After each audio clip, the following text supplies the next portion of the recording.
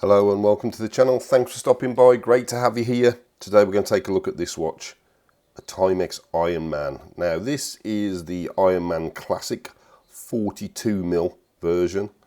Its model number is TW5M09500 and this is one of many in the Ironman range. Now if you watch the unboxing video, which I'll put a link to just in the corner, there's a bit of a story behind this watch. That one of our community, Dino, was commenting on a video and sort of saying that nobody talks about Ironman watches, they're all G-Shock, etc, etc. And he's right, not a lot of people seem to talk about these. And I think I know why. I think this watch is a great watch, but I think it's really all about the functionality and not its form. Aimed at a particular group of people who are really serious about their fitness, whether that be triathletes or just running. This watch can do an awful lot, and it cost about $40 from Amazon. As I say, there's lots of different versions. I'll pop some up on the screen and some of the other sort of styles of watch. The functionality does vary quite considerably from range to range on this. I'm sure Dino will be in the comments pointing people in the right direction if you've got a particular need. As I say, this is a really good watch, but it's definitely not for the masses. Let's take a look at what you get. So dimensions wise, as I mentioned before, this is the 42mm Classic. So the body is 42mm, just across in the center. But if you add in these rather large buttons on the side, which are there for functionality, you're really sort of pushing 44mm.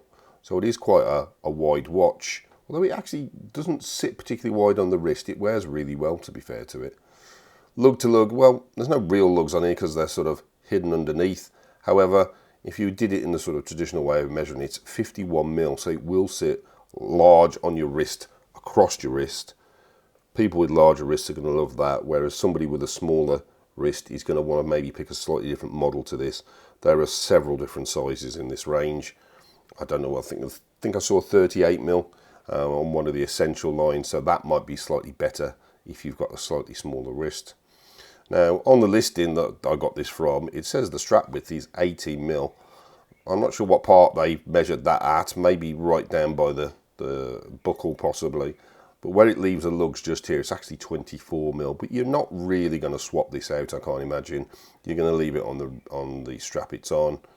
We'll look at the strap in a bit more detail later. Thickness wise, 13mm. I actually got that about right.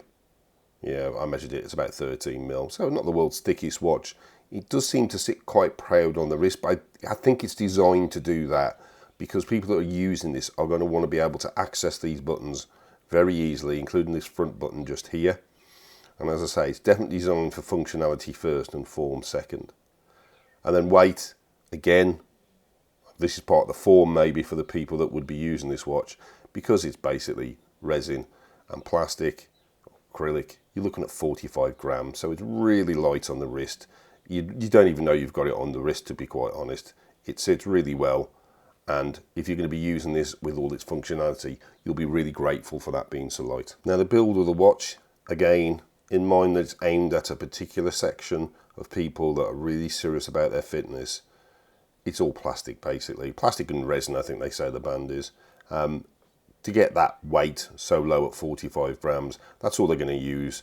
There is a stainless steel case back on it, which I'll show you in a minute, but it's plastic.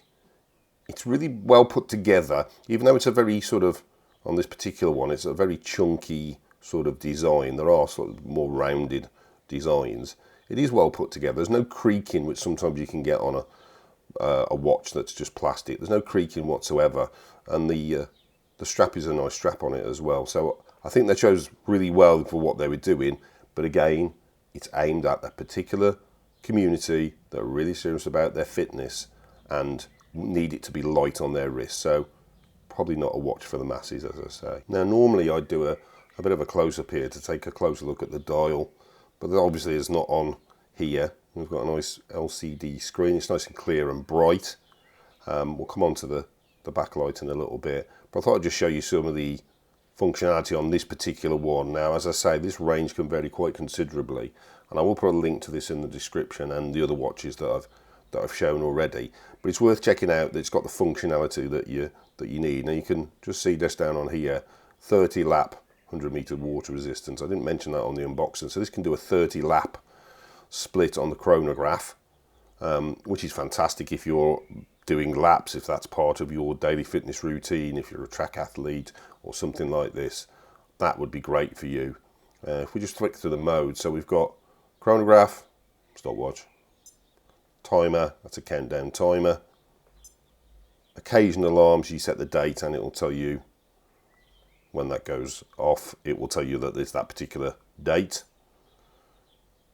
And didn't go all the way around. Then we've got 3 alarms as well.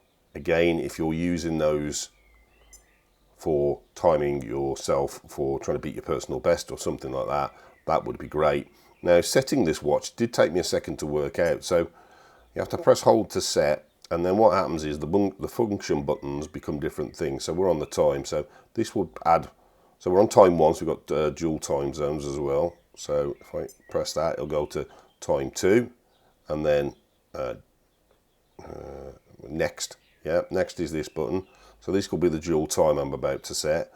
So when you're done, you can, if I take that down one, so that'll take it down 1, and that'll put it up 1.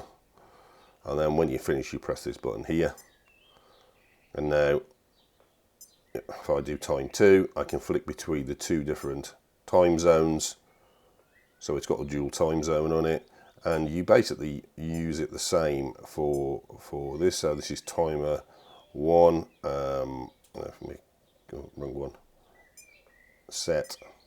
And again, I can go timer. So if I set that and done, and then start. No, maybe not. 1 minute. Put that back up to 2, and that's set. How do I start that? Oh, there we go. Press the start. Obviously, it's got written on there, hasn't it? And that flicks through. So that'll go off in 2 minutes. Onto the chronograph. Start. And away we go with the chronograph. As you can see, goes down to a 100th of a split second. And then you can do split time. So lap 1. And it's actually still running in the background. If I click it again, lap 2. And again, lap 3, and that can do that 30 times. Now, what I didn't realise is when I did the unboxing video, I basically set the chronograph off and didn't stop it. I thought I had, and I just lapped it.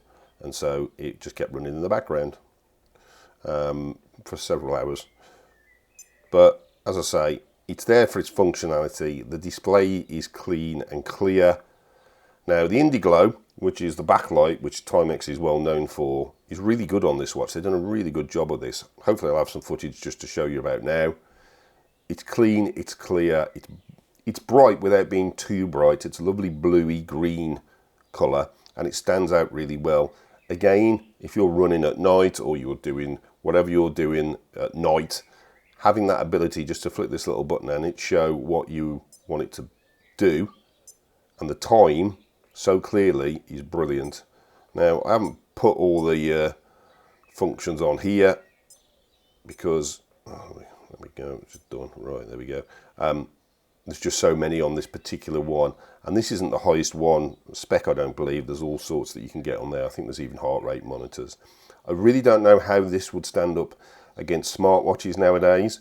I would imagine that having the chunky buttons here is much easier to use when you're running. So they describe the screen as a glanceable screen, which does make sense. So if you're running with this, it's very easy to look at this on your wrist, very clear. And then with the Indiglow, it's very clear, but not too bright. Indiglow can sometimes be a little bit bright on some of the other watches when it blows out, particularly behind a dial. But on this, I think they've done a really good job of it. Again, they've thought about what they're doing. Comparing this against the G-Shock probably isn't fair. G-Shock has probably got the brand and the form factor, which is desirable, whereas this has got more the functionality, which will be desirable for a niche amount of people who are really serious about their fitness. Case back wise, it's a stainless steel screw-on case back with 4 small screws. Markings, we've got the battery number, always useful to know to make sure you've got one in. We've got stainless steel back, water resistant 100 meters, the Ironman logo in the middle, which you may or may not recognize, and we've got the model number underneath. It's quite straightforward. It sits nice on the wrist, and it's functional, which at the end of the day this watch is all about. So strap wise, as I say, it's 24mm when it leaves the lugs at the top and then slims down. I don't think it ever gets down to 18mm.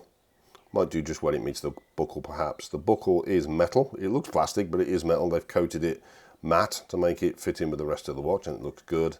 Now the strap is, they describe as resin. Yeah, it's more plasticky than it is rubber, that's for certain. It's got the Ironman logo on. It does fit reasonably well. I've got an extra couple of holes, which I'll show you in a minute, on it, so it's quite long. Nice little piece just on the retainer. You can just see there's a little lug underneath, and that fits into the end of the strap just here to stop the strap flapping around. Again, maybe if you're doing a triathlon and you're swimming, you don't really want that catching on anything. So again, it feels like they've thought about that. And it sits really nicely on the wrist with the strap. I could imagine it getting quite hot and sweaty though, so it'll probably need a good wipe once you've finished doing all your activities for the day. So here it is on my 8-inch wrist. Fits really well. I was surprised how well and how comfortable it was. When I took it out, I thought it might be a little bit rigid, but the strap fits really nicely. I can imagine it getting a little sweaty after doing a workout. Now I'm on the last hole just here, but I could go one tighter. It is a little loose. The retainer with that little lug in it keeps that ending really nice in place. This won't slide around, so it had definitely been thought about. It is quite a wide watch, especially with the lug to the being 51, but it fits on my 8-inch wrist really well. Those with smaller wrists might have a little bit of an issue with it. Now it's certainly a sporty watch.